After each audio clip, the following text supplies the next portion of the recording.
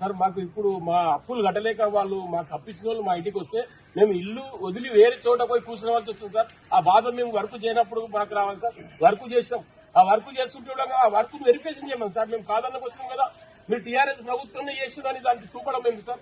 చూపి టీఆర్ఎస్ ప్రభుత్వం చేసిన మా కాంగ్రెస్ ప్రభుత్వం చేసిన ఏ ప్రభుత్వం వచ్చు, టీఆర్ఎస్ ప్రభుత్వం చేసిన వర్క్ అన్ని వాడుకుంటావు. మరి మన గురువు మన పని ఎందుకు దానికి పేమెంట్ చేయకపోతుంది సార్? ఏ కలెక్టర్ అంటే మాకు తెలియదు పోయి సీఎం అడుగుంటారు. ప్రతి ఒక్కరు సీఎం అడగమంటారు సార్. మరి మేము సీఎం అడగడానికి మాకు పర్మిషన్ లేదు కదా సార్. ఎవరన్నా పర్మిషన్ ఇప్పిస్తే సీఎం అడుగుతాం. మేము దొంగతనం చేయకుంటాం సార్. మేము డబ్బులు పెట్టి బాధ తట్టుకోలేక బయటకు పోతున్నాం సార్. ఇల్లు ఇడిచి పోతున్నాం. మా భార్యతో చెప్పాల్సి వస్తున్నది. పేమెంట్ లేదనుకుంటే రిపేర్ మెగా కంపెనీ వేసింది, పెద్ద పెద్ద కంపెనీలు. లాస్ట్ టైం 200 కోట్లు రిలీజ్ చేసి 200 కోట్లు మెగా కంపెనీకే రిలీజ్ చేసింది సార్. ఓన్లీ సిద్దిపేట డిస్ట్రిక్ట్ లో లాస్ట్ టైం 20 కోట్లు ఉండే సార్. ఇప్పుడు ఓన్లీ మేము రిపేర్ వర్క్ చేసిన వాళ్ళకి 16 కోట్లు ఉన్నాయి. మిగతా పేమెంట్ మెగా వాళ్ళకి చేసింది సార్. బడా కంపెనీలకు పేమెంట్ చేయడం గవర్నమెంట్, మామూలు చిన్న స్థాయి కాంట్రాక్టర్లు, చిన్న చిన్న పిల్లలు, మా పరిస్థితి చాలా అధ్వానం సార్. ఈ పెద్ద మనిషి ఉంది సార్, ఎక్కడి నుంచి వచ్చిండు. మేమన్నా కొద్దిగా కాంట్రాక్ట్ విషయంలో తెలుసు, ఆయన చైర్మన్ ఏదో అయి ఉండి కూడా పనిచేసింది సార్. ఆయన ఇంత దూరం ఎక్కడి నుంచో ఇక్కడికి వచ్చింది సార్. కోడంగల్ కు సార్ 3 కిలోమీటర్లు ఆయన ఉన్న విలేజ్ మా తిమైపల్లి యాలాల్ మండల్ సార్. మరి కోడంగల్ ఏరియా మొత్తం ఇచ్చింది సార్. మన ఊరు కోడంగల్ కు ఒకటి మాకు ముఖ్యమంత్రి ఉంటాడా, మాకు కూడా మాకు ముఖ్యమంత్రి ఉండి కూడా మా పక్కనే ఇచ్చిండు, మా జిల్లాల్లో ఇచ్చిండు, ఆయన ఏరియాలో ఇచ్చిండు, మాకు ఇయ్యలేదంటే ఎట్లా సార్? మాతో ఉన్నారు 15 మంది లేదు మండలం.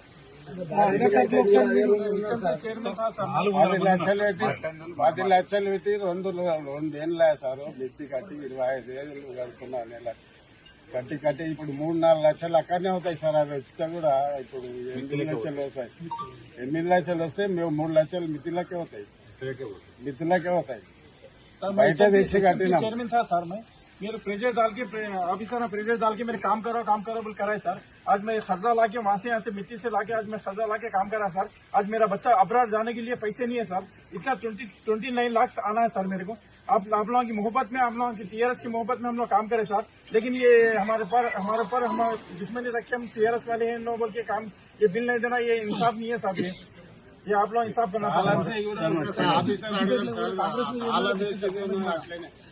కాంగ్రెస్ ఏరియాలోకి మన పేమెంట్ వచ్చింది. 8 నెలలకి నేను పేమెంట్ ఇచ్చేసారు. నేను పోయి అడిగితే మీకు కాంగ్రెస్ ఏరియాలో కొంతమంది ఇస్తామని చెప్పి ఆయన చెప్పాడు. నేను సపోర్ట్ సార్. ఇంతకుముందు మాజీ సర్పంచ్, ఇంతకుముందు గవర్నమెంట్ చేయని వాసు కొన్ని పేమెంట్స్ వస్తలేవు అని చెప్తే కూడా మెడ మీద కత్తి పెట్టి ఖచ్చితంగా చేయాలని చెప్పేసి కలెక్టర్ ఫోన్ చేసిండు. సర్పంచ్ మీరు ఎవరు ముందుకు రాకుండా కూడా మాకు చేయాలంటే మేము చేసినాం. చేసిన తర్వాత ఇప్పటికి 3 ఇయర్స్ అవుతున్నాడు. ఎవరు పోయినా కలెక్టర్ ఆఫీస్కు అక్కడ ఎక్కడ తిరిగి అంత లాస్ట్ ఫైనల్గా మీ దగ్గరికి మేము మార్కెట్ కూడా వచ్చినాం. దీని మీద మీరు కూడా గట్టిగా మాట్లాడి అందరికీ సపోర్ట్ చేయాలి. 2 విషయాలు చెప్పినట్టు ఇప్పుడు అసెంబ్లీ స్టార్ట్ అయింది. తప్పకుండా చాలా గట్టిగా మీ పక్షాన నేను మాట్లాడతాను, మీ ఆవేదన కూడా చెప్తాను. 2 రకాలుగా ప్రయత్నం చేద్దాం. మీరు నేను అసెంబ్లీలో మాట్లాడతా, ఫైనాన్స్ మినిస్టర్ని కూడా కలిసి కూడా మీ కాయిదాన్ని దగ్గర పెట్టి ఆయనకి ఇచ్చి గట్టిగా మాట్లాడతాం. అది నేను చేయవలసిన ప్రయత్నం అసెంబ్లీలో మాట్లాడటము, బయట మాట్లాడటము, ఆ ఫైనాన్స్ మినిస్టర్ బట్టి కలిసి మాట్లాడటం, 3 రకాలుగా నేను ప్రయత్నం చేస్తాను. ఇది నా మాట విని అది నేను చేసేది చేస్తాను.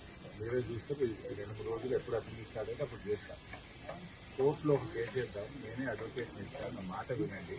దీని ప్రయత్నం దీనికే చేద్దాం, దాని ప్రయత్నం దానికే చేద్దాం. 2 రకాలుగా ప్రయత్నం చేద్దాం. ఇచ్చానంటే లొల్లే లేదు, ఇవ్వకపోతే అదన్నే ఉంటుంది. ఇది ఇస్తారేమో అని చూడవచ్చు. 2 ఏళ్ళు అది అయితలేదు, ఇది పోతలేదు. ఈ గతంలో కాంగ్రెస్ ప్రభుత్వం పడిపోయి బీఆర్ఎస్ వచ్చింది. అప్పుడు మేము ఇది కాంగ్రెస్ ప్రభుత్వంలో అయిన పని అని మేము ఆపలేదు. అట్లా ఎన్నో రకాలుగా వ్యవసాయానికి సంబంధించిన వరగల్ల వాన నష్టం కానీ, లేకపోతే ఆరోగ్యశ్రీ కానీ, 108 కానీ, తర్వాత కాంట్రాక్ట్ బిల్స్ కానీ, తర్వాత ఫీజు రియంబర్స్మెంట్, కాలేజీల పిల్లల పైసలు కానీ, కాంగ్రెస్ ప్రభుత్వం బకాయి పెట్టిపోతే ప్రభుత్వం అనేది ఒక నిరంతర ప్రక్రియ. ప్రభుత్వానికి పార్టీలు ఉండవు. సో మేము ఆ రోజు కాంగ్రెస్ నుంచి మనం వస్తే మరి అన్ని మనం ఇచ్చినాం, అన్ని కూడా అదే పద్ధతిలో కొనసాగినాయి. ఆ రోజు ఎక్కడ కూడా ఇది కాంగ్రెస్ ప్రభుత్వ హయాంలో జరిగిన పని అని మేము ఆపలేదు. కానీ వీడు ఒక చిల్లర వేషం వేస్తూ అనవసరంగా మిమ్మల్ని ఇబ్బంది పెట్టే ప్రయత్నం చేస్తున్నాడు. ఇది మంచి పద్ధతి కాదు. అయితే ఈ విషయాన్ని నేను శాసనసభలో గట్టిగా ఎవరైతే ప్రభుత్వంతో మాట్లాడతాను. మీరు ఒక అడ్వకేట్ని అప్పచెప్తే మీరు వెళ్ళి కలిసి ఒక కేసు కూడా వేస్తే 2 ఏళ్ళ నుంచి టైం బాయ్, ఈ పార్టీకి ఆర్డర్ వస్తుంది, ఈ పార్టీ కోర్టు పోయిన వాళ్ళు కొంతమంది బిల్స్ ఇస్తున్నారు కంటెంప్ట్ చేసి. సో మనం అటు నుంచి కూడా కొంత ప్రయత్నం చేద్దాం. నేను మన బీఆర్ఎస్ లీగల్ సెల్లో అటు టీం ఉంది, వాళ్ళకి అప్పచెప్తా, ఇటు మాట్లాడే ప్రయత్నం చేస్తా, కలిసి నచ్చ చెప్తా, ఇదివరకు కూడా చేసినా మళ్ళీ గట్టిగా చేస్తా. కానీ అది ఇది రెండు చేద్దామని నేను అంటున్నాను. మీరేం ఫీజులు కట్టాల్సిన అవసరం లేదు, వాళ్ళ లీగల్ డిపార్ట్మెంట్ ఉంటుంది. ఇట్లా ఎవరికైనా అన్యాయం జరిగిన వాళ్ళకి వాళ్ళకి సాయం చేస్తారు. అంటే కేసు వేస్తారు సార్. ఇప్పుడు కొన్ని చైర్మన్ వర్క్స్ సంబంధించి వాళ్ళు వచ్చి సంతకం పెట్టుకోమని మా ఊళ్ళో చేసేస్తారు.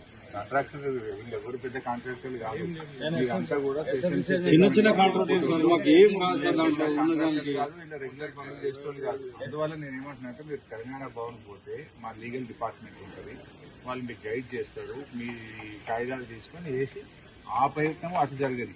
ఈ ప్రయత్నము నేను మీరు చెప్పిన విధంగా మీరు చూడండి, గట్టిగా చేస్తారు. అది రెండు రకాలుగా చాలా గట్టిగా చేస్తారు. ఈ ఊరు ఆ ఊరు లేదు, తెలంగాణ మొత్తం మాట్లాడతారు. రైట్?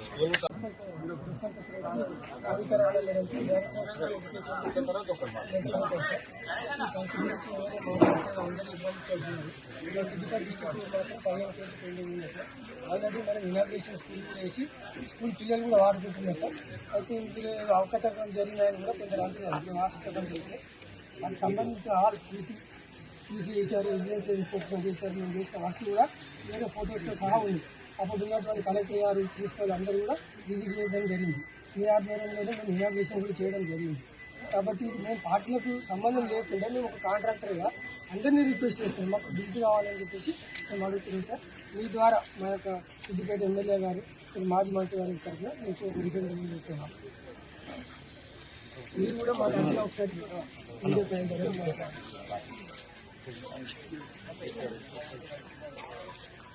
ఇంకా పోయి